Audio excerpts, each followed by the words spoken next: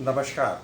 नमस्कार। मैं शैलेंद्र पाराशर आपका स्वागत और अभिनंदन करता हूँ। आज बड़े हर्ष का विषय है कि श्रावण मास में जब प्रकृति चारों ओर से तृप्ति का जल बरस रही है, तब आपके मुखारबिंद से हम ज्ञान की उस गंगा को सुनना चाहेंगे जो आपने अथक परिश्रमों से कई दशकों से वेद, उपनिषदों और धार्मिक ग्रंथों का न केवल अध्ययन मनन किया है, बल्कि अनेक पुस्तक प्रणीत किए हैं। हम आज आपको मिला रहे हैं।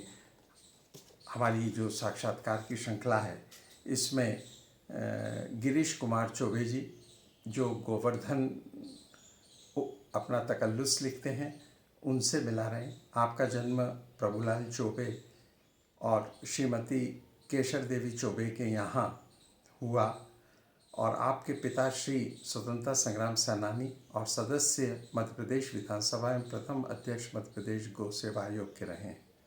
आपका जन्म राजगढ़ जिले के माचलपुर में हुआ है और आपने स्नातकोत्तर शिक्षा राजनीति विज्ञान एवं दर्शन शास्त्र में प्राप्त की है। LLB करने के साथ ही आपकी प्रारंभिक शिक्षा जीरापुर, राजगढ़, ब्यावरा, माधव महाविद्यालय उज्जैन, सैफिया और हमीदिया कॉलेज में रही है।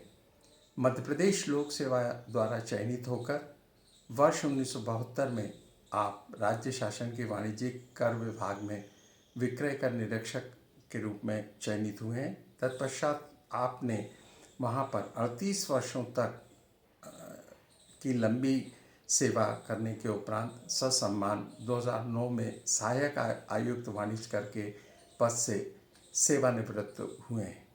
आपकी खास विशेषता ये रही है कि 1978-79 के सेवा काल में जब आप सेंधवा में थे और राज राजेश्वर मंदिर में मध्याह्न में शिव उपासना करते हुए आपको ओंकारनाथ की अनुभूति हुई और उस अनुभूति ने उन्हें आध्यात्मिक, सांस्कृतिक और अलौकिक शक्तियों से प्राप्त अनेक तरह के न केवल अनुभूतियों को महसूस कराया, बल्कि उनके जीवन का रूपांतरण कर दिया। और सेवानिवृत्ति उपरांत आप आत्मिक चिंतन के साथ वैदिक एवं उपनिषद वाङ्मय तथा अन्य आर्ष ग्रंथों का अध्ययन करते हुए स्वानुभूति परख लेखन कार्य एवं अभिव्यक्ति का आपका यह प्रयास निरंतर सतत जारी है।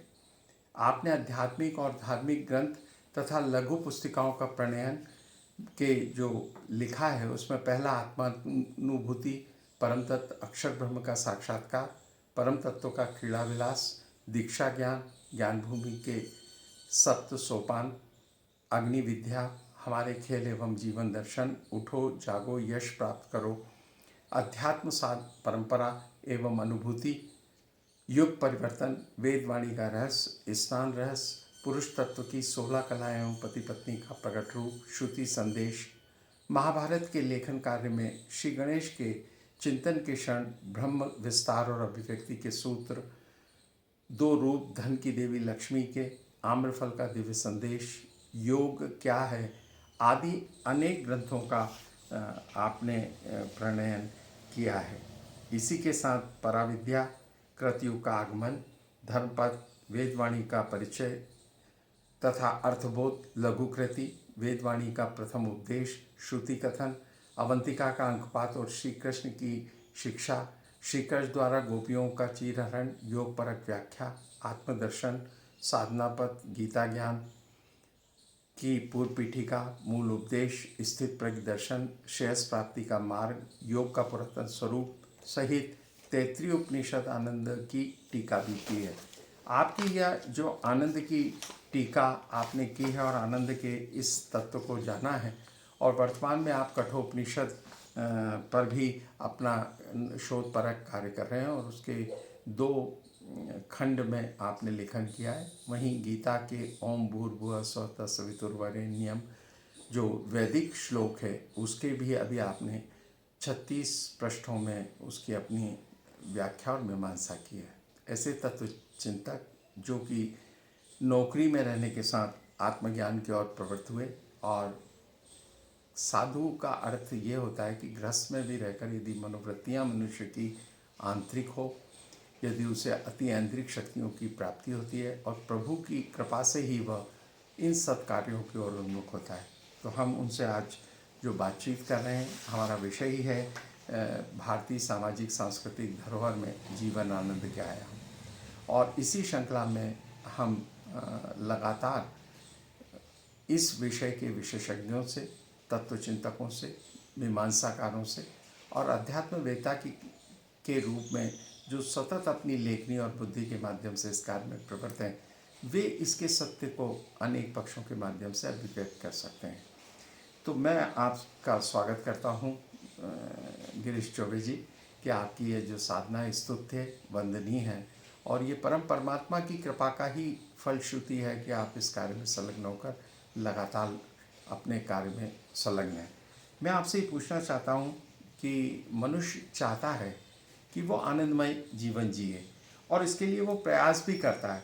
तो भारतीय संस्कृति प्राचीन शास्त्रों में जो आनंद का मार्ग है, जो वेदों का मार्ग है और उपनिषदों का जो आपने अध्ययन किया है और प्रस्थान त्रयी की गीता और ब्रह्मसूत्र सहित आपने उपनिषदों को पढ़ा है, तो इसमें आनंद किस तरह से परिभाषित किया जाता है। और बहुत सारे लोग नहीं जानते कि वस्तुतः आनंद है क्या, क्योंकि भोग, सुख और छोटी छोटी लोकेशनाएँ या मनुष्य ऐन्द्रिक सुखों को ही सुख और आनंद के शब्दों में या साधारण अर्थ में आनंद आ गया का उल्लेख करता है। वस्तुतः आनंद आत्मा का विषय होने के कारण बहुत गहरी व्याख्या रखता है और एक बार मनुष्य आनंद की दुनिया में चला जाता है, जैसे आपको जो ओंकार साधना से शंकर के मंदिर में जो चेतना जागृत हुई, तो आपने इतने वाङ्मय की रचनाएं लिखी, छपाई और स्वांतः सुखाय आप इस कार्य में प्रवृत्त हुए। तो हम ये जानना चाहेंगे कि वस्तुतः आनंद क्या है। मैं सबसे पहले आपको प्रणाम करूंगा और जो सभी श्रोता दर्शक हैं उनको भी मैं प्रणाम करता हूं। मैं आभारी हूं कि आपने मुझे ये अवसर प्रदान किया है और ये मेरा पहला अवसर है जब मैं बात कर रहा हूं। अगर कोई त्रुटि हो तो आप क्षमा करें। भारतीय दर्शन क्या होता है कि यहाँ दो बात लेख पे टिका हुआ, एक नश्वर जगत है, वो एक अनश्वर आत्मा है जी। दोनों को लेकर आनंद की दो परिभाषाएं यहाँ हो गई है। एक आनंद वो है जो नश्वरता से जुड़ा हुआ है, वो एक आनंद वो है कि जो अनश्वर से जुड़ा हुआ है। जी। जब आप इंद्रियों का सुख लेते हैं उससे भी आनंद अनुभूति होती है। इंद्रियों के सुख से प्रसन्नता होती है, प्रसन्नता आनंद में परिवर्तित हो जाता है, पर ये नश्वर है। जी। जो आत्मा का जो आनंद है वो अनश्वर है और वो आपको स्थायी देता है। जैसे मैं आपसे कहूँ कि बालक जब पैदल चलने लगता है तो वो आनंद मिलता है, बालक को भी मिलता है और माता पिता को भी मिलता है। बालक जब खिलखिलाता है तो हंसता है वो, तो वो उसका आत्मिक आनंद होता है, क्योंकि अबोध है वो। तो ये एक आनंद की वो स्थिति होती है। और एक वयस्क पुरुष का जो आनंद होता है वो इंद्रियों के भोग से, कहीं आवागमन से, घूमने फिरने से या जो भी होता है उसको आनंद, एक अनुभूति, सुख की प्रसन्नता होती है और वो आनंद का अनुभव करता है। मैं कहूँगा कि जो आनंद है ये 3 स्टेज में बटा हुआ है। पहला सुख है, दूसरा प्रसन्नता है, वो फिर आनंद की स्थिति आती है। सुख इंद्रियों से जुड़ा हुआ है, क्षणिक होता है कि जो सुख आपको तत्काल लग रहा है थोड़ी देर बाद लगेगा कि वो सुख अनावश्यक था, दुख में परिवर्तित हो जाएगा। जिससे आपसे कहूँ अभी बरसात का मौसम चल रहा है, अभी आप छाता लेके निकले हैं तो आपको बड़ा सुख लगने लगेगा, पर जब बरसात बंद हो जाएगी तो उसमें आप कहीं देर तक घूम रहे हैं तो आपको दुख देने लगेगा, कष्ट लगेगा, तो वो सुख आपका एक अस्थायी सुख है। अब दूसरी होती प्रसन्नता होती है। ऐसी प्रसन्नता भी दो बात है। प्रसन्नता एक नश्वरता गुण धारण करती है, एक स्थायी गुण धारण करती है। और प्रसन्नता का जो गुण है ये मन से है। इंद्रियां जो सुख है वो इंद्रियों से जुड़ा हुआ है, और प्रसन्नता का जो गुण है ये मन से जुड़ा हुआ है। मन की प्रसन्नता, मन की प्रसन्नता है जी। और लोग बात कहते हैं मेरा मन प्रसन्न हो गया जी। तो मन जो है, मन का उभय रूप जाना गया है। शास्त्रों में कहा गया कि मन द्विविध है, एक विकारग्रस्त है, एक अशुद्ध है और एक शुद्ध है। जो मन विकारग्रस्त है वो अस्थायी आनंद देता है, और जो मन शुद्ध है वो स्थायी आनंद देता है। और वो स्थायी आनंद आपको जीवन पर्यंत सुख की अनुभूति होती है, और उसमें कहीं भी कटौती होती नहीं है, और अपनी क्षीणता भी उसमें आती नहीं है। सबसे बड़ा बात जो है, जो क्षणिक आनंद होता है, जो मन का आनंद जिसको अपन ने कहा है, वो परिस्थिति के ऊपर भी निर्भर करता है जी।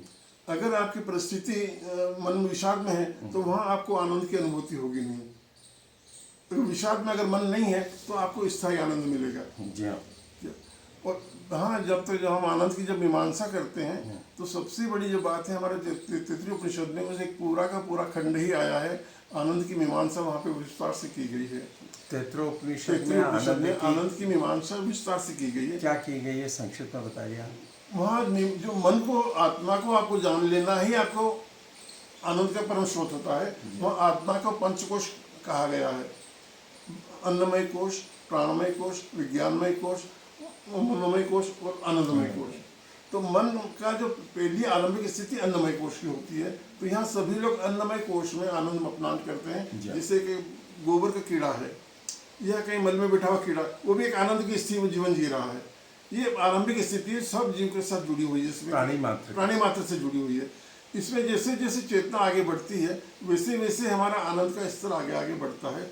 आनंद का दूसरी स्टेज जो प्राणमय है, जो प्राणमय से उसका अर्थ सीधा सीधा अर्थ ये होता है कि आप प्राण के लिए जो आवश्यक तत्व है, अन्न ही आप पहला आवश्यक तत्व नहीं है, दूसरे तत्व भी आवश्यक तत्व है। तो जब उसके बारे में आप सोचते हैं तो आपको लगता है ये इसकी चेतना ऊपर उठ गई है। और इसका मैं जो मानता हूँ, सबसे बड़ा एक उदाहरण मैं मानता हूँ, अगर आप किसी के घर मिलने गए हैं, कहीं आप देख रहे हैं, अगर उसके घर के आसपास 5, 7, 10 बंगले हैं, गमले लगे हुए हैं और पौधे अगर वहाँ लगे हैं, तो आप मान लीजिए कि उसकी चेतना अन्नमय कोश से बाहर उठ गई है। अन्नमय प्राणमय कोश में चेतना जब आ गई है तो वहाँ व्यक्ति को अपने बारे में नहीं सोचता है, वो उसका आनंद विस्तृत होता है और सामने वाले प्राणी के बारे में उसके आनंद की भी वो चिंता करने लगता है।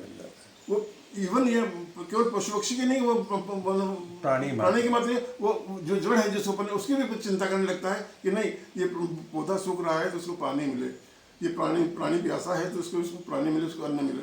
और इसके बाद फिर मनोमय कोश आता है हमारे प्राण के बाद। मनोमय कोश में क्या होता है, फिर हमने जैसे आपसे कहा कि 2 स्थिति होती है, स्थिर और स्थिर वाली। तो मन की 2 स्थिति होती है, एक अन्नमय और प्राणमय से जुड़ा हुआ, और एक मन की दूसरी स्थिति होती है विज्ञानमय और आनंदमय से जुड़ा हुआ। जो विज्ञानमय की जो स्थिति है हमारी आनंद की, वो चेतना की शिक्षा से जुड़ी हुई है। आप जैसे जैसे शिक्षा के लिए आगे प्रवृत्त होते हैं वैसे वैसे वहाँ विज्ञानमय कोश में आपका जो आनंद का स्तर है वो आगे बढ़ता जाएगा। कहीं आप छोटी छोटी बातों में आनंद लेंगे, कहीं आप अभिधा में आनंद लेंगे, कहीं लक्षणा में लेंगे, तो कहीं आप वक्रोक्ति में भी आनंद लेने लगेंगे। आपको वक्रोक्ति में इतना अच्छा आनंद मिलेगा कि जो कहीं उसमें नहीं मिलेगा। तो ये विज्ञानमय कोश का आनंद है, जहाँ आप शब्द से आनंद ले रहे हैं, दृश्य से आनंद ले रहे हैं, शिक्षा से आनंद ले रहे हैं। ये ज्ञान से आपका आनंद जहाँ जुड़ा हुआ है उसमें गया। और फिर जो 5वीं स्थिति आती है आनंदमय कोश की आती है। आनंदमय कोश जो है, आत्मा को उपनिषदों में आत्मा आनंदमय कहा गया है, आत्मा आनंदमय। और जब हम आत्मा के आनंदमय की बात करते हैं तो यहाँ वहाँ हमारी ध्यान प्रक्रिया उससे जुड़ जाती है। जीवन में वैसे तो आनंद मिलता ही है, पर जब आप ध्यान करते हैं तो वहाँ एक स्थिति एक ऐसी आती है जो अंदर से खिलखिलाहट उठती है और आदमी स्वतः हंसने लगता है। कभी कभी अपन भी अनुभव भी आप करते हैं, कोई स्वतः आदमी को खिलखिला रहा है, बहुत अच्छा उसमें बातें गुनगुना रहा है, तो जब गुनगुनाता है आदमी तो उसका आत्मिक आनंद होता है, वो स्वयं ही गुनगुना रहा है, स्वयं ही सुन रहा है। तो ये आत्मा की जो स्थिति है, ये आनंद यही स्थिति होता है और इसको ही सही आनंद कहा है। और इसी के लिए, इसी आनंद को प्राप्त करने के लिए हमारा समस्त लक्ष्य या जीवन के साधना उसी से जुड़ी हुई है। आपने बहुत अच्छी बात कही कि ये जो पंचकोश बताए गए हैं आध्यात्मिक साधना पद्धतियों में, और मनुष्य की जो स्थिति 5 उसमें बांटी गई हैं, और इन पंचकोशों में आनंदमय की स्थिति को उन्होंने रखा है। लेकिन ये जो मन है, मन जो इंद्रियों से संयुक्त होता है और इंद्रियों से संयुक्त होकर सबसे अधिक वेगमान और चंचल है, और ये जब बहिर्मुखी रहता है तो ये भौतिकवादिताओं में अपने सुखों को ढूंढता है। लेकिन मन को जब तक आप इंद्रियों से अलग करके जब अपने अंतरतम में उतारते हैं, तभी आत्मा का साक्षात्कार करने में या आत्मा को जानने में या ब्रह्म विद्याओं के माध्यम से आप आत्मा को जान पाते हैं।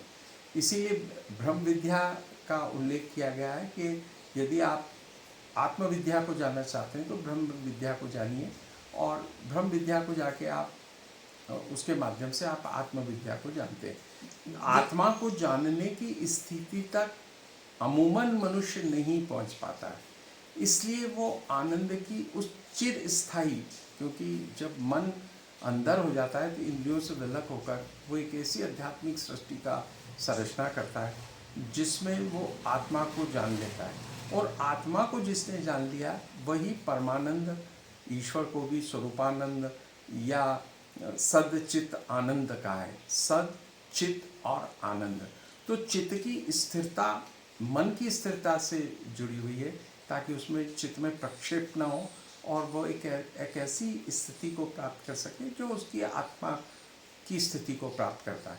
तो आत्मा को जिसने जान लिया, लोग कहते हैं वो आत्मा आनंद को प्राप्त कर सकता है। इस पर आपका क्या कहना है? आपने बड़ा अच्छा प्रश्न किया है। हमारा जो योग मार्ग है, योग की जो यात्रा आरंभ होती है वो इंद्रियों के मन में लय से आरंभ होती है। अगर आपकी चेतना इंद्रियों से जुड़ी हुई है तो आप सोचिए कि आप योग मार्ग में नहीं है, आप भोग मार्ग में हैं। जब जैसे ही इंद्रियां आपकी मन इंद्रियों से अलग होता है तो वो अंतः प्रविष्ट करता है जी। और मन का बुद्धि से जुड़ना और बुद्धि से फिर आत्मा से, जो क्रम बताया गया है, देह, इंद्रियां, मन, बुद्धि, अहंकार और फिर अंदर चेतना, हमारा चित्त उसमें आ जाता है। महर्षि पतंजलि ने कहा कि चित्त की वृत्तियों का निरोध योग है। यहाँ अभी एक व्याख्या बनी है गोपियों का चीरहरण और श्री कृष्ण द्वारा, उसमें योग पर व्याख्या जो कृति बनी, बहुत अच्छी कृति बनी है, बहुत बड़ी विस्तार बनी है। इसमें जो ये आख्यान आया है उसमें जो बताया गया है कि गोपियों का चीरहरण बालक कृष्ण ने किया जी। उसमें जो आलोचक होते हैं उसमें अश्लीलता को ढूंढते हैं। मैं तो कहूँगा उसमें अश्लीलता है भी नहीं, वो अज्ञान है उनका जो उसमें अश्लीलता की बात करते हैं। उसमें हमारा योग मार्ग पूरा का पूरा आया है सांकेतिक में, क्योंकि जब आप ध्यान में जब बैठते हैं तो वहाँ आपके लिए कोई आचार्य होता नहीं है। वहाँ किसी से आप कोई बात कर नहीं सकते, पूछ नहीं सकते। मन में जो प्रश्न हो रहे हैं, जिज्ञासा हो रही है, या जो वो एक व्यवधान जैसा अपन सोचते हैं मैं क्या करूँ, भय की स्थिति आ जाती है। तो वो जो आख्यान है वो पूरी की पूरी बात बता रहा है आपको। क्रम से उसमें 8 स्टेज बनी है योग मार्ग की। अब मन का जो मन में इंद्रियों का मन में लय है, ये होता है आरंभ। इसमें हमको वाणी का जो 4 रूप बताए, वेखरी, मध्यमा, पश्यंती और परा जो बताया गया है, ये हमारा सहायक होता है। और इसमें हमारा मंत्र जब बिल्कुल एक सीधा सीधा रामबाण औषधि है उसके लिए कि मन को अंदर कैसे करें। वो मंत्र के, हाँ, मंत्र उसका ध्यान जुड़ना पड़ेगा आपको कि भगवान, उसमें श्री कृष्ण ने कहा भगवान ने गीता में कि यज्ञ नाम जब यज्ञ, उसमें मैं जब यज्ञ में हूँ। तो वो जब यज्ञ क्या है, वो जब यज्ञ हम जब मन के अंदर करते हैं, जबकि जो आरंभिक स्थिति होती है वाचिक जप होता है। दूसरा होता है उपांशु जप, जिसमें कि हम जोड़ बोलते नहीं है। वाचिक जब में हम बोल के करते हैं तो हमारी इंद्रियां बाहर मुखी होती है, क्योंकि उसमें वाणी जब हम बोलते हैं तो श्वास प्रश्वास की आवश्यकता होती है और श्वास प्रश्वास को बार बार लेना पड़ता है। किंतु जब हम मानस जप करते हैं तो मानस जप में अभी हमने जो प्रक्रिया अपना रखी है थोड़ी सी, हम उसको मूल को भूल चुके हैं। हम ये मानते हैं कि हमारा श्वास के साथ अपने आप हो रहा है, मंत्र नहीं, वो गलत है। श्वास तो अपने आप आ रही जा रही है, आपके जप की स्थिति अलग है। जब मन ही मन आप मंत्र को बोलते हैं और उसके साथ श्रवण की क्रिया करते हैं आप, तो आपका मन अंतर्मुखी हो जाता है। और इसमें सबसे बड़ी जो बात है, जो ध्यान की प्रक्रिया में जब पद्मासन पर जब आप बैठते हैं तो स्वतः आपका देह की इंद्रियों से संपर्क आपका टूटता है। पद्मासन में जब आप बैठते हैं तो आप तत्काल इंद्रियों से कार्य नहीं ले सकते जी। और वहाँ पे जब आपने आरंभ में जब आप बैठता है व्यक्ति, तो वहाँ दर्द होने लगता है उसके जोड़ों में। ये दर्द जो होता है ये बहिर्मुख चेतना का बात बताता है। किंतु जैसे जैसे आपकी चेतना अंदर होती है, मंत्र को जब आप करते हैं और मंत्र मन ही मन जब मन को जब को सुनते हैं, तो वहाँ आपको श्वास की आवश्यकता नहीं होती है और ये दर्द आपका गायब हो जाता है। ये दर्द गायब हो जाता है, मान लीजिए संकेत देता है कि आपकी चेतना अंदर जा चुकी है। अब जब अंदर मन ही मन आप जब को सुनते हैं तो वहाँ जब बोलते हैं तो वहाँ जीवा की भी आवश्यकता नहीं होती है। वहाँ आप जब सुनते हैं तो बगैर कान के आप उसको सुनते हैं। और जब आप वहाँ अंदर मन ही मन बोलते हैं तो वहाँ श्वास प्रश्वास की भी आवश्यकता नहीं होती है। तो आप जब बोलते हैं वहाँ पर तो आप लगातार बोलते रहते हैं, श्वास लेते हुए भी बोलते हैं और श्वास छोड़ते हुए भी बोलते हैं। यहाँ अनंत नाथ की तरह वो आपके अंदर हमेशा आप जब होता है। अनंतनाथ थोड़ा सा इससे अलग हटके, ये हमारे को जो अंदर परम व्योम जिसको कहा है, जो अंदर भी आकाश है और बाहर भी आकाश है और जिसको चिदाकाश कहा है, उसका बोध कराता है ये। और जब अंदर शब्द को सुनते हैं तो वही शब्द बाहर आता है, जीवा आपको बाहर निकालती है। तो ये हमारा योग मार्ग का पहला आरंभ यहीं से होता है कि आप चित्त में, मन में शब्द का उच्चारण करें और उसको सुने। और जब वहाँ सुनते हैं तो आप सीधे सीधे अपने आप को उस जीवात्मा के साथ जोड़ लेते हैं, क्योंकि वहाँ आपको प्राण की, वायु की उसकी आवश्यकता नहीं हो रही है, तो बगैर उसके आप बोल रहे हैं। यहाँ सबसे बड़ा एक रहस्य हमको जानने को मिलता है।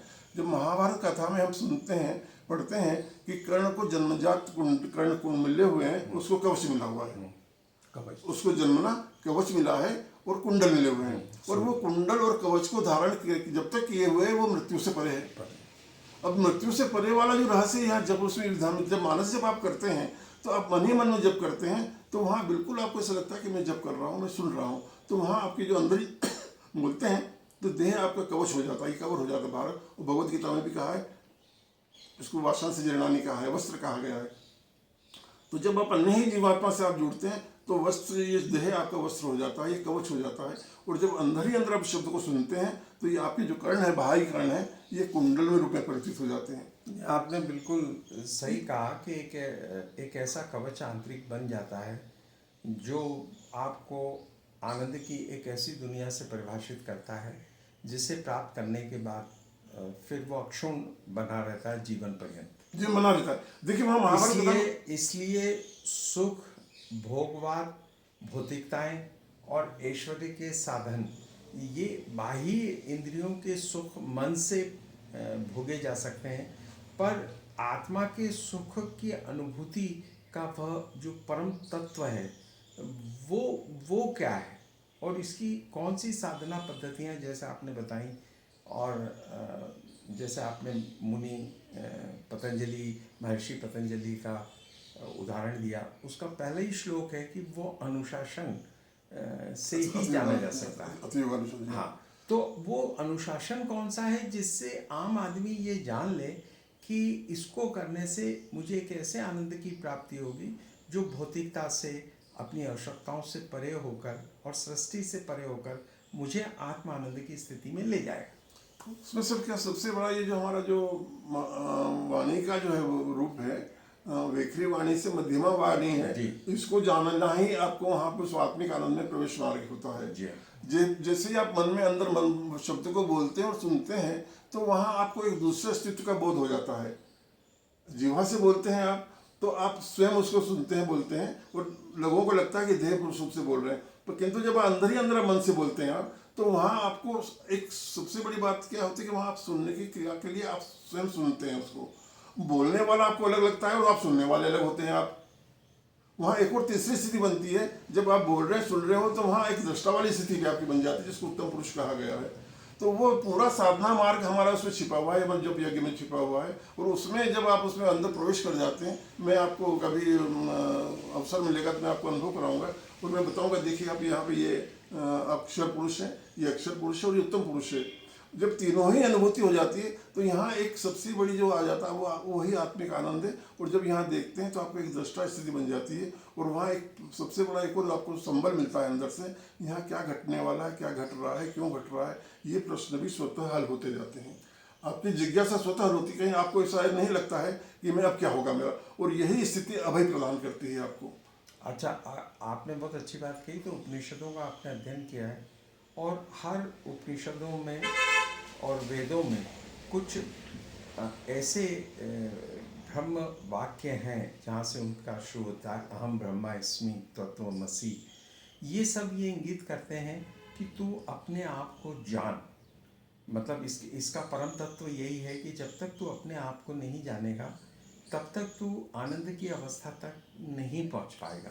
तो वो आत्म तत्व को या आत्मा अनुभूति को या आत्म दर्शन को या आत्मा को जानने का मार्ग कौन सा?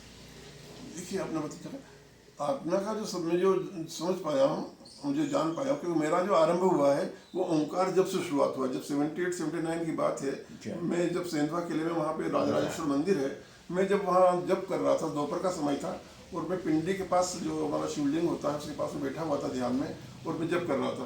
तो वहाँ सर क्या हुआ कि जब मैंने ओम कहा और वहाँ तो जो उसमें गुंजन बहुत अच्छा था, मैं उस ओम के गुंजन को जब सुन रहा था तो मुझे लगा कि मेरी आंखें बंद, नेत्र बंद थे, ओम बोल रहा, मैं दीर्घ उसका स्वर से उच्चारण कर रहा था, मैं एक लंबा जिसको मैं खींचते जिसको गीत कहा है। मैंने जब वहाँ उसका जो इको आ रहा था, जो प्रतिध्वनि आ रही थी, मुझे ऐसा लगा कि ये ध्वनि और प्रतिध्वनि में थोड़ा सा एक महीन अंतर है। एक मनुष्य की एक सबसे बड़ा ईश्वर ने कि आपको देन दी है एक कि आप जैसा चाहे वैसा वाणी को आप परिवर्तित कर सकते हैं, ऐसा बोल सकते हैं। तो मैंने एक कौतूहलवश उस ध्वनि को, जो ध्वनि मैं उच्चारण कर रहा था और जो प्रतिध्वनि आ रही थी, मैंने दोनों को एक मिलाने का प्रयास किया। मैंने जैसे ही इस दोनों ध्वनि को मिलाया, एक साथ मिलाया, मुझे रोमांच हो गया। मुझे रोमांच होने के साथ साथ क्या हुआ कि मुझे लगा कि मैं हूँ ही नहीं, तो मुझे लगा कि मैं कहाँ चला गया। और मैंने वहाँ जो अनुभव किया कि यहाँ सब कुछ एक ओंकार ही है। वही एक नाद, जैसे जो अपन गर्मी के दिनों में जो एक लहर देखते हैं वायु की, वो ऐसा मुझे लगा कि यहाँ इस जगत में उस ओंकार के सिवाय और कुछ भी नहीं है। और यही तथ्य मुझे जब बाद में प्रवेश करते हुए मांडुक्योपनिषद में जानने को मिला, मुंडकोपनिषद में जानने को मिला, तो मैं तो कहूँगा कि उपसाधना का सबसे बड़ा मार्ग ओंकार की साधना है, जप साधना है। अब वाचिक जप से मानस जप में जाइए, मानस जप में अंदर जाके उसको दृष्टा बनिए, और दृष्टा बन के अनुभव करिए आप। और उस मानस जप के करते हुए आप अपने भ्रूमध्य में आप देखिए। जब आप भ्रूमध्य में आप देखें, जिसको आज्ञा चक्र कहा है, तो यहाँ आरंभ में तो कुछ दिखाई नहीं देगा, आपको अंधारा नजर आएगा। पर वहाँ क्या होता है, उसमें जैसे जैसे आप धीरे आगे बढ़ते हैं, चेतना आपकी निर्विकार होती है, मन में चित्त में स्थिरता आती है, तो वहाँ विद्युत की जैसे चिंगारियाँ हैं, झिलमिलाना है, कोई ध्वनि है, ऐसी सुनाई देता, दिखाई देता है। और एक अंतिम स्थिति कैसी आती है कि वहाँ एक प्रकाश बिंदु आपको दिखाई देता है। वही ईश्वर तत्व है जो अंदर बैठा हुआ है, और वही आपका संचालन निर्माण कर रहा है। और उसी से अगर आप जुड़े रहिए तो फिर आपको यहाँ पे कोई भी दुख की अनुभूति आप होगी नहीं, वहाँ एक सहज सुख आपको प्राप्त होगा और सहज आपका जीवन हो जाएगा। तो भारतीय जो सांस्कृतिक, आध्यात्मिक और जो धार्मिक ग्रंथ हैं, और जो लगातार इस बात की उद्घोषणाएं करते हैं कि हे मनुष्य, तू अपनी उत्कृष्ट स्थिति को जान, और सांसारिक संसार में भी रहकर तो अपनी आत्मस्थिति के माध्यम से स्थिर होकर आनंद को प्राप्त कर। तो ये सांस्कृतिक जो पद्धतियाँ, मूल्य भारतीय मनुष्य को बताए गए हैं, लेकिन अमूमन इतनी गहरी और वैदिक भाषाओं में इनकी व्याख्याएं हुई हैं। और जो हिंदी कृत भी मैंने ग्रंथ देखे हैं, उसमें इतने क्लिष्ट और उनकी शब्दावली इतनी अलग है कि वो सामान्य मनुष्य के समझ में नहीं आते।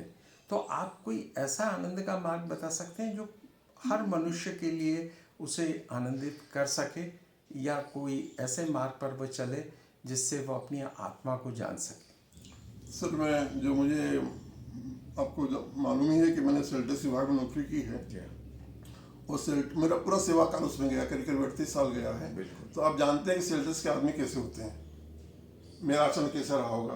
पर वहाँ भी मैंने क्या किया है, कर्तव्य को प्रमुखता दी है, जिसको कर्मनिष्ठा कहा गया है। उसका जो मुझे मिला है लाभ, मेरे पिताजी जो स्वतंत्रता संग्राम सेनानी थे, वो कर्मनिष्ठ थे, माता मेरी कर्मनिष्ठ थी, उनकी देन मुझे मिली है। और सबसे बड़ा क्या होता है, अध्यात्म में अगर आप प्रवेश करना चाहते हैं तो आपको सबसे बड़ा अपना दैनंदिन आचरण है वो आपको निर्विकार रखना होगा। और उसके लिए कुछ भी आप ड्यूटी आपकी अलग है, वहाँ राग और द्वेष अलग है। आप ड्यूटी अगर आप अपना कार्य निर्विकार भाव से कर रहे हैं तो वहाँ आपके लिए कोई दोष नहीं है। जहाँ आप कार्य कर रहे हैं वहाँ अपनी कार्य तो होगा ही किसी के लिए, पर आप निर्विकार भाव से कर रहे हैं तो आपके लिए कार्य वो भी श्रेष्ठकर हो जाएगा, और सामने वाले को भी आपके लिए शिकायत का एक भी मौका नहीं मिलेगा। और जब आप सामने वाले को शिकायत नहीं देते हैं, मौका नहीं देते, तो मान लीजिए आप योग मार्ग पर आप हैं। सर, मुझे अपने मुँह से नहीं कहना चाहिए, पर मुझे मेरे शिकायतकर्ताओं को कोई आधार मिलता नहीं था, हम शिकायत कैसे करें। ये इसका एक कारण था, मैंने कर्तव्य को निष्ठा से किया है। देखिए, आप कार्य को अगर निष्ठा से करते हैं तो वो स्वतः आपको आनंद देने वाला लग जाता है। तो आपने ये तो स्वयं महसूस किया, पर मेरा ये कहना है कि आप ऐसा, और हर आदमी सृष्टि में रहने वाले 7.7 खरब लोग जो हैं वो आनंद को प्राप्त करना चाहते हैं, क्योंकि आनंद प्राणी मात्र का स्वभाव है। रेशम का कीड़ा भी रेशम का पूरा डल्लो पिल्लो बना के और उसमें अपनी सृष्टि रच के उसके अंदर रहता है। भ्रमर भी रस चूसते चूसते कमल में कई बार कैद हो जाता है। तो आनंद का रस यदि किसी को अनुभूत होता है तो वो उसे आत्मानंदित कर देता है। तो हम ये चाह रहे थे कि कोई ऐसा तरीका है जिसमें वो संसार में रहे और संसार उसमें न रहे। सर, सबसे बड़ा आपने बड़ा अच्छा उदाहरण दिया। 2 उदाहरण आपने बताया, एक तो रेशम का कीड़ा बताया और एक कमल का कीड़ा। अब देखिए, रेशम का जो कीड़ा है, देखिए सर, वो स्वतः उससे मुक्त होता है, आवरण से खुद उसको घूमता है, अपना आवरण बनाता है, और वो देखिए उस आवरण से स्वयं उसको छेद करके बाहर निकल जाता है। वो छिद्र से अगर बाहर नहीं निकले तो उसकी मृत्यु निश्चित है, कई बार तो वो उसी में रह जाता है। तो हमारा अगर हम उसमें से इस संसार से नहीं निकले, और संसार से निकलने का सबसे अच्छा तरीका है अपने कर्तव्य को कर्तव्य मान के आप करिए। हमारे साथ जो हमारा जो सांसारिक जीवन है, यहाँ व्यक्ति के साथ हमने 17, 18, 12, 13 भूमिकाएं दी हैं। वो मामा भी है, काका भी है, चाचा भी है, भाई भी है, साला भी है, फूफा भी है, जीजा भी है, वो पिता भी है, वो दादा भी बनता है, वो सब बनता है। अब यहाँ के हर स्टेज में आपका कर्तव्य और बोध एक जुड़ा हुआ है, और यहाँ कर्तव्य की प्रमुखता है। अगर आप कर्तव्य को अपने से जुड़े हुए हैं, या आप अध्यापक हैं, टीचर हैं, देखिए तो यहाँ सबसे बड़ा विचार करने वाली बात क्या है कि सर मैं टीचर से या अध्यापक से बात कहूँ मैं कि आप तो उससे जुड़े हुए हैं। देखिए कोई अध्यापक वहाँ अगर बैठा हुआ है तो आप ये सोचिए वो छात्रों को बुलाने नहीं गया है, उसने बिल्डिंग नहीं बनाई है, वहाँ एक बिल्डिंग उसको बनी बनाई मिली है, कोर्स उसने निश्चित नहीं किया, कोर्स उसको मिला हुआ है, छात्र वहाँ पढ़ने आ रहे हैं और वहाँ उसकी एक ड्यूटी भर पढ़ाने की। अगर वो दायित्व से अपना कार्य करता है तो वो हो जाती है। अब देखिए यहाँ पे जैसे हमारा आज की तारीख में कुछ चल रहा है कि सांसारिक आदमी में हमको आनंद कैसे मिले, आत्मिक आनंद कैसे मिला, जो प्रदर्शन हो रहे हैं हमारे, ये क्यों हो रहे हैं? आपने अपना कर्तव्य निष्ठा से नहीं किया, जो तत्परता से नहीं किया, आपने अपने कर्तव्य को कर्तव्य माना नहीं, और उसने आपने अपने एक जो आत्मिक आनंद न मान के दैविक सुख मान लिया, आपने आपका धन संग्रह का माध्यम बना लिया, और उसका परिणाम एक आप भुगत रहे हैं। अब अन्न से यहाँ सर क्या होता है, कठोपनिषद में आया कि अन्न से तब तो नहीं होता है व्यक्ति, और वहीं एक ऋचा आई है ऋग्वेद में कि मैं धन से और मृत्यु के भय से पराजित नहीं होता। अब जो अनैतिक धन स्वीकार करता है वो पराजित हो जाता है, वो सामने वाली कोई बात स्वीकार नहीं, उसको पराजय एक बंदी जैसा काम करना पड़ता है। और यही सबसे बड़ा लौकिक जीवन में होता है कि हम धन के पीछे भागते हैं। यहाँ सर सबसे बड़ी एक बात है कि जैसे आप यात्रा पे जाते हैं तो आप अपना पाथे साथ लेके जाते हैं। अभी आप नगद ले लेते हैं, पहले लोग बाग नहीं था, तब जो उसमें साथ में दशमी बांध के ले जाते थे, साथ में तीर्थ यात्रा में जाते थे आटा दाल बांध के ले जाते थे। तो आप ये सोचिए यहाँ जो जीव आया है वो अपना पाथे ही लेके आया है सर। क्या तो जब वो पाथे लेके आया है तो यहाँ आप वो पाथे, जैसे आप यात्रा पे आप जाते हैं तो वहाँ से लौटने तक आप साथ में ले जाते हैं, अपना पाथे रखते हैं, तो यहाँ जो जीव आया है वो भी अपना पाथे लेके आया है। अगर आप इसमें कुछ भी दुरुपयोग करते हैं भुगतना आपको ही है, पर अगर आप संयम को अपनाते हैं, अपनी आवश्यकताओं की पूर्ति करते हैं, तो यहाँ आवश्यकताओं की पूर्ति की विपुलता है सर। आपको आवश्यकता कम है, पूर्ति के लिए ज़्यादा उपलब्ध हो जाता है, ये ईश्वर का नियम है। तो मैं आपसे समापन की ओर हम बढ़ रहे हैं, तो हम आपसे ये जानना चाहेंगे जैसे परमानंद, सच्चिदानंद और परमात्मा को ही आनंदमय माना गया है, तो परमात्मा का आनंदमय स्वरूप और दूसरी तरफ मनुष्य के अंदर ब्रह्म है और ब्रह्म ही ब्रह्मा का अंश है, ऐसा भी माना गया है। आत्मा जो है वो परमात्मा का ही स्वरूप है। हम विशालता के उस पिंड का वो पिंड है, वो सारी शक्तियाँ हैं। तो मनुष्य अपनी इन शक्तियों को जिससे वो आनंदित रह सकता है क्यों नहीं जान पाता है? सर क्या होता है कि व्यक्ति हमारा बहिर्मुख जीवन जीता है, वो अंदर जुड़ता नहीं है। मैं आपसे एक घटना, बहुत पुरानी घटना है, जो सेंधा में था वहीं पे, उसी समय की घटना है हमारा। तो मैं वहाँ बैरियर पे मैं काम करता, चेक पोस्ट पे मैं काम कर रहा था, हमारे चपरासी बहुत बदमाश था। मैंने वो क्या करता था कि वो अपना खुद का अपना वो चलाता था। तो मुझे कहा कि साहब ये बहुत बदमाश चपरासी से आप संभाल कर रहिएगा। तो हाँ सर क्या है कि ये जो हमारे लौकिक जो गुण हैं, जैसे क्रोध है, भय है, ये भी कोई, ये आपको हथियार, क्षमा है, दया है, ये ईश्वर की ओर से आपको हथियार दिए गए हैं। तो मैंने उसका गंगूमल नाम था, सही आप भी आगे देखिए आप। तो मैंने उस गंगूमल को बुलाया गंगूमल नहीं, पर मैं वही बता रहा हूँ सर, मैं उसको डांट रहा था। क्या कर रहा था? मेरा ही निवेदन तो सुनिए आप, ये व्यक्तिगत बात नहीं कर रहा हूँ मैं शास्त्रगत आपसे ये जानना चाहता हूँ कि शास्त्र इस पे क्या कहता है। शास्त्र ये जो सच्चिदानंद है, जो परमानंद है, जो और भी कई नाम आनंद स्वरूप के ईश्वर के हैं, इस ईश्वरत्व को कैसे जाना जाए? सर यहाँ जो हम इस जगत में पीछे जो कार्य कर रहा है उस तत्व से अगर आप जुड़ जाएंगे तो सत्य वो परमात्मा का नाम है। और वो क्या हुआ सर, जगत रूप को अपना के सत्य और सत्य दोनों ही हो गया। अब दोनों को सत्य हो गया, यहाँ सत्य की सत्ता अपनाने वाला बन गया है वो। तो अब जब आप इसको अंदर से जानेंगे, जुड़ जाएंगे आप, तो सत्य और सत्य दोनों ही आपको जानने को मिलेगा। तो ये उपनिषद का जो ज्ञान है या जो वैदिक के बाद है, जो श्रुति परंपरा में कई समय से हस्तांतरित होता चला आया है, और न उसमें मात्राएं बदली हैं, न भाषा बदली है, कुछ भी नहीं, और अविरल वो अपनी पूरी पावनता और वो लेकर आया है।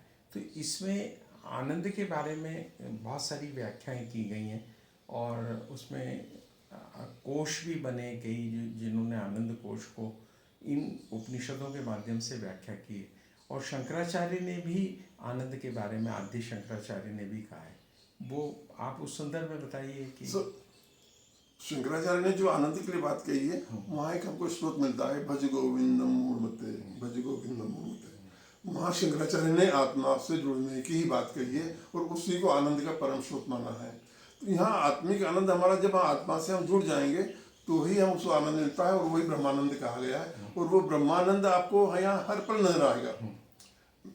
मैं जैसे आपको व्यक्तिगत उदाहरण दे रहा था, तो मैं उसको डांट रहा था, उस व्यक्ति को मैं बोल रहा था, गंगोबल तुम्हारे दोनों हाथ तोड़ के मैं तुम्हारे जेब में रख दूंगा, और मैं अंदर से खुद हंस रहा था। और फिर लोगों से बोला, अच्छा डांटा सब आप। फिर जब लोगों ने प्रतिक्रिया दी कि साहब आपने क्या कहते, तो भाग गया हो तो यहाँ से। तो अब क्या होता है, ये आपको हथियार मिले हुए ईश्वर की ओर से, जिसको गुणों के ऊपर एकदम त्याग बोल दिया अपन ने कि नहीं क्रोध नहीं करना है। भाई क्रोध आपको हथियार मिला हुआ ईश्वर के यहाँ से। अगर कोई दुश्मन है, कोई शत्रु है, तो वहाँ आपको क्रोध दिखाना ही पड़ेगा, क्योंकि जगत में आपको जीवन रहना है, जीवित रहना है यहाँ पे। और यहाँ जगत को वो एक तत्व ही यहाँ से दुर्व्याप्त है। तो आपको उसको जानना चाहिए और उसको अनुभव आपको होना चाहिए कि मैं यहाँ पे ना जीवन कैसे जीऊँ। पर काम, क्रोध, लोभ, मोह, मद, मत्सर ये विकार माने गए हैं और ये इनसे मुक्ति ही उस स्थिति को प्राप्त करने में सहायक होती है जो आनंद की अवस्था है। तो क्रोध को भी उन्होंने उसी श्रेणी में रखा है कि क्रोध सकारात्मक हो सकता है, उपयोग आप कर सकते हैं, पर मूल मति की जो आपने बात कही है आदि शंकराचार्य की, तो वो उस तत्व को नहीं पहचान पाता है। सर क्या हुआ है, भगवत गीता में आया है, वहाँ काम और क्रोध को महाश्रमण कहा गया है। महाश्रमण है बहुत खाने वाला, कभी तृप्त नहीं होने वाला। जैसे अग्नि कभी तृप्त नहीं होती है, जैसे आप डालते जाते हैं उसमें भक्ति जाती है, वैसे ही क्रोध भी वैसा ही है और आपको काम भी वैसा ही है। यहाँ सबसे बड़ी बात है संयम की, हमारी बात आई है। संयम जिसको कहा है, संयम, इंद्रिय संयम, मानसिक संयम, ये भोग का संयम जो भी कहे, तो ये आप संयम को अगर आप नहीं अपनाते हैं और वहाँ बुद्धि का उपयोग आप नहीं करते, तो आपको आनंद से दूर है। आपको आत्मिक आनंद कभी मिलेगा ही नहीं। कभी भी आप जैसे आप क्रोध कर, जैसे क्रोध की बात मैंने किया, तो क्रोध के बारे में आपको निर्णय करना, निश्चय करना पड़ेगा मुझे कितना क्रोध करना है और कब तक करना है। अगर आप उसको सोच के करते हैं, या जैसे काम का भी है, तो वहाँ भगवत कठोपनिषद में आया, इंद्रियों को घोड़ा कहा गया, उनको ये देह को रथ कहा है, रथ को चलाने के लिए अश्वों को घोड़ा कहा है, इंद्रियों को। उन्होंने उपनिषद में, कठोपनिषद में आया है, ये कहा है कि ये शरीर एक रथ है, आत्मा इसकी रथी है, इंद्रियां इसके घोड़े हैं, बुद्धि इसकी सारथी है और मन उसकी लगाम है। तो मन इंद्रियों से संयुक्त होकर विषय भोगों के पथ पर अविरल रूप से चलता है, ये उनकी व्याख्या है। और बुद्धि चूंकि सारथी है, तो बुद्धि को भी भ्रमित करके मन इधर उधर ले जाता है और कई बार बुद्धि को का हरण भी कर लेता है, क्योंकि मन इतना चंचल और वेगमान है। और गीता में ये भी कहा है कि उसको वैराग्य और साधना या अभ्यास से ही नियंत्रित किया जा सकता है।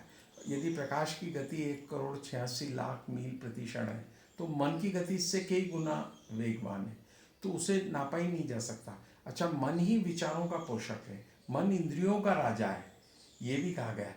तो मन को साधने की जो साधना है, वो उस साधना को लगातार भ्रमित करता है, खंडित करने की कोशिश करता है और दिग्भ्रमित भी करता है। और इसलिए विवेकवान व्यक्ति व्यष्टि, परम समष्टि और परम श्रेष्ठि तक की यात्रा उस ऋतंभरा प्रज्ञा के माध्यम से, या मन बुद्धि को विवेक युक्त कर ऋतंभरा की जब वो श्रेणी में लाता है, तब उसे आत्मज्ञान की प्राप्ति होती है। सर यहाँ पे जैसे भी आपने चर्चा किया, मन को लगाम कहा है। लगाम सर देखिए, लगाम धातु का, मन को लगाम कहा है। वो इंद्रियों को घोड़े कहा है। घोड़े वहाँ सचेतन है। देखिए इस उदाहरण में सर वहाँ 3 तत्व सचेतन है, एक रथी सचेतन है, एक सारथी सचेतन है और घोड़े सचेतन है। अब रथी, सारथी और घोड़े, ये तीनों ही उत्तम पुरुष, मध्यम पुरुष और अक्षर पुरुष बने हुए हैं। इंद्रियां हैं वो अक्षर पुरुष हैं, जो रथी है वो अक्षर पुरुष है, और जो सारथी है वो उत्तम पुरुष बना हुआ देख रहा है उसमें।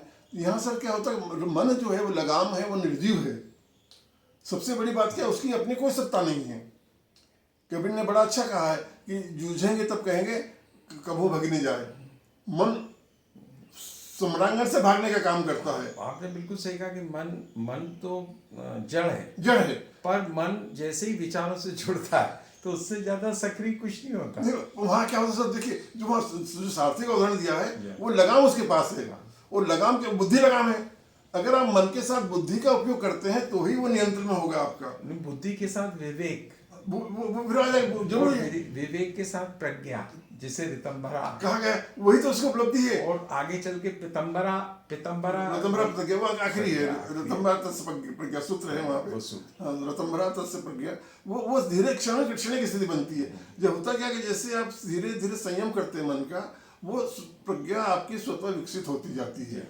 और वहाँ वो रथ के पास ले, और रथ क्या है, रथ प्रकृति का जो नियम है वो रथ है। रथ में और सत्य में अंतर होता है। सत्य का होता है व्यक्ति की अनुभूति से जुड़ा हुआ होता है। मेरा सत्य अलग है, आपका सत्य अलग हो जाएगा, सभी के सत्य अलग, सबके अलग है। पर रथ क्या है, रथ एक सत्य, एक कॉमन सत्य जो सबको वो लगेगा, वो बदलता नहीं है। वो रथ कहा गया। जो प्रकृति का नियम वो बदलता नहीं है। जैसे कहा बिजली कड़क रही है या बिजली को जो घातक होती है, उसमें आप परिवर्तन नहीं कर सकते। ये जो रथ है वो उसको जान लेना और उससे जुड़ जाना, वही तो आत्मिक आनंद है सर। यहाँ पर क्या है, जब आप आत्मा से जुड़ जाते हैं तो आपको यहाँ हर कार्य में और आनंद नजर आता है। ये बड़ा संत गुरु नानक ने बड़ा अच्छा कहा है, जगत तमाशा देखना आया। जगत तमाशा देख रहे हैं मतलब देखना आया, मतलब मैं यहाँ काय के लिए आया हूँ, मैं तमाशा देखने आया हूँ। जो तमाशा देखने के जो आनंद मिलता है, वही आनंद सर यहाँ जगत में हर कार्य से जुड़ा हुआ है, आपके जीवन की हर गति से जुड़ा हुआ है। पर उस आनंद को वही जान सकता है जैसे जिसने अमृत का सुख चखा है, वही अमृत को व्याख्या कर सकता है। लेकिन जिसने अमृत के रस को प्राप्ति नहीं किया है और उस रस को नहीं जाना है, तो कई बार सुअर को कीचड़ में पड़े लेने पर ही स्वर्ग की प्रतीति होती है। वस्तुतः वो स्वर्ग नहीं होता है, पर वो कीचड़ में पड़े रहकर अपने उसी को स्वर्ग मानता है, क्योंकि उसने और कोई अनुभूति की नहीं है। तो जब तक मनुष्य उस अमृत ज्ञान के आत्म तत्व को नहीं जान पाता, तब तक वो उस स्थिति पे नहीं आ सकता कि आनंद को परिभाषित कर सके। इसलिए सब जो हमारे धर्म, जो हिंदू धर्मशास्त्रों में, अपने सनातन धर्मशास्त्रों में आनंद की 5 श्रेणी बता दी उन्होंने। अन्नमय, प्राणमय, मनोमय, विज्ञानमय, आनंदमय। अब जो आपने शुगर का कहा है, वो आनंदमय, अन्नमय पड़ा हुआ है, वही आनंद की अनुभूति कर, उससे में पड़ा उसी में पड़ा है, वही उसके परमानंद मिल रहा है उसको। पर मनुष्य की एक ऐसा प्राणी है, मिल नहीं रहा है, वो उसे ही समझ रहा है। ये था। हाँ, उसी उसको, जैसे मनुष्य को जो लौकिक संसार में, सुख में, फ्रिज में, भौतिकता में, कार में, मोटर में, बंगले में, या सबसे पहली रोटी आदमी जब भूख खूब लगती है तो पहली रोटी बड़ी प्रिय लगती, फिर दूसरी लगती, फिर तीसरी, और एक सीमा ऐसी आ जाती है जब गले तक भर जाता है तो उससे कहो रोटी अब खिलाएगा तो उल्टी हो जाएगी। वही रोटी जो उसकी भूख में पहली रोटी अमृत जैसी लग रही थी, अंततोगत्वा वो उसकी वोमिटिंग का कारण बन जाती है।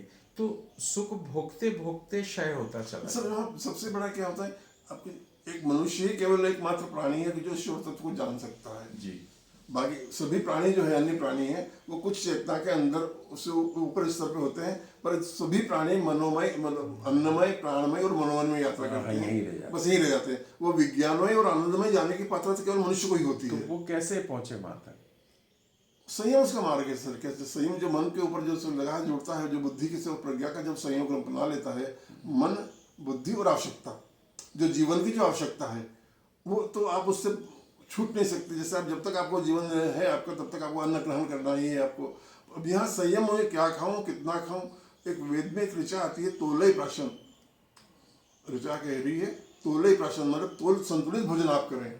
अब हम जब भोजन करते हैं तो हम संतुलित नहीं अपनाते हैं, स्वाद में खो जाते, स्वाद में खो जाते हैं, रखा है ना तो स्वाद में खो जाते हैं। तो अब तोलय प्राशन का वहाँ बहुत विस्तृत अर्थ होता है। एक तो संतुलित मात्रा में आपने, आपकी आवश्यकता कितनी है। लोग बाग जैसे आप कहा कि चाहे 2 रोटी की भूख है, 4 रोटी खा लेते या स्वादिष्ट ज़्यादा हो गया, तो अब ये विकार लेके आएगा, और विकार लेके आएगा तो विकृति देगा ही। तो इसीलिए क्या होता है कि आप संयम, संतुलन, और जिसको कहें कि एक सामंजस्य, वो मिला के आपको हर जगह चलना पड़ेगा। आप कार्य कर रहे हैं वहाँ पे भी, खान पान कर रहे हैं वहाँ पे भी, जो आचरण कर रहे हैं वहाँ पे भी, जो कार्य कर, सबसे बड़ी बात है कि आप जो कार्य कर रहे हैं वहाँ कितना संयम अपनाते हैं और वहाँ कितना आप निर्विकार बने रहते हैं। जी हाँ। ये आत्मा का आनंद सब तभी मिलता है, सब प्रवेश वहाँ होता है कि जब आप उसमें अपने कार्य में कितने निर्लिप्त हैं और वहाँ कितने आप राग द्वेष रहित हैं। अगर आपने ये धुरी अपना ली है, मुझे सबसे बड़ा वाक्य सर, मुझे सबसे बड़ा ईश्वर का देन रहा कि पहली ही अनुभूति ने मुझे ये करा दिया कि तुम्हें ड्यूटी करना है, अपना कार्य से कार्य रखना है और वहाँ कोई भी सही नहीं है और कोई भी गलत नहीं है। तो मैं वहाँ कोई ये नहीं कह सकता कि ये सेल्टस मैं 100% सेल्टस रहूँगा वहाँ पे। मुझे मेरे विभाग के अधिकारी बोलते थे यहाँ 100% कार्य होता है साहब, ये करता है, इसके कार्य में हम दोष नहीं ढूंढ सकते। यही अगर आपका कार्य परफेक्ट हो जाए सर, ईश्वर तो सब बिल्कुल सामने बैठा है सर। वो क्या है, बिल्कुल ऐसा लगता है कि आप उसी में आनंद कर रहे हैं। पर जब आप उसके साथ जुड़ते नहीं हैं, राग द्वेष को जब आप स्वयं ही अपना लेते हैं तो फिर दूर भाग जाएगा सर। वो तो सच्चिदानंद है वो, बिल्कुल। तो मिलेगा कैसे आपको? तो मेरा तो यही कहूँगा आपसे कि आपको जो भी आप कार्य कर रहे हैं उसमें राग द्वेष रहित बनिए, निर्लिप्त बनिए और अपनियतम कुरु कर्म, जो भगवत गीता में उपदेश आया है, अपना कर्म राग द्वेष रहित होकर श्रेष्ठता से श्रेष्ठता में करिए। एक सिर्फ उपनिषद वाक्य है, यहाँ पुरुष रूप का जो बनाया गया है, यहाँ लोकपाल रूप में पुरुष को बनाया गया है।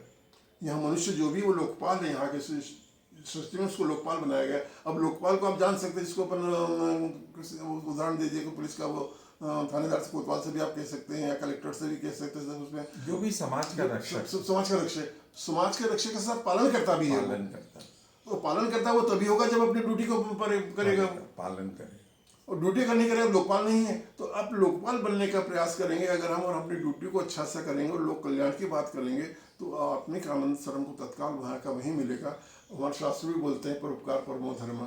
ये परोपकार कहाँ से जुड़ा है? ये आत्मिक आनंद के लिए वहाँ पर आया हुआ है, क्योंकि सब में कुछ वो एक ही आत्मा बैठा हुआ है। तो जब तक उसके कष्ट की आप अनुभूति नहीं करेंगे, उसके कष्ट को दूर नहीं करेंगे, तब तक आपको आत्मिक आनंद मिलना ही नहीं है। मैं तो यही कहूँगा। नहीं, बहुत बहुत धन्यवाद आपका कि आज आपसे एक सार्थक चर्चा हुई और श्रावण मास में वाणी के माध्यम से आपने जो वैदिक ज्ञान की गंगा से हमको आचमन कराया और जितनी हमारी समझ और बुद्धि थी उससे हमने उसे जानने का प्रयत्न किया और आपकी साधना को प्रणाम करते हैं, आपको भी। और वैदिक, चूँकि आपने सभी के कल्याण की बात कही है, तो सभी के कल्याण की कामना में ही हमारा है। सर्वे भवन्तु सुखिनः, सर्वे सन्तु निरामया, सर्वे भद्राणि पश्यन्तु माँ कश्चित् दुर्भाग् भवेत्। हम सब सुखी रहें, निरोग रहें और आपका कीमती समय जो आपने दिया उसके प्रति हम हृदय से धन्यवाद ज्ञापित करते हैं और परम परमात्मा श्री महाकालेश्वर से कामना करते हैं कि आप सब परिवार स्वस्थ रहें, यशस्वी रहें, दीर्घायु रहें और उस अलौकिक साधना के उस मार्ग पर जो अनुभूत जन्य सत्य आपने जाना है उसे लोक कल्याण में समर्पित करते रहें। बहुत बहुत धन्यवाद। नमस्कार।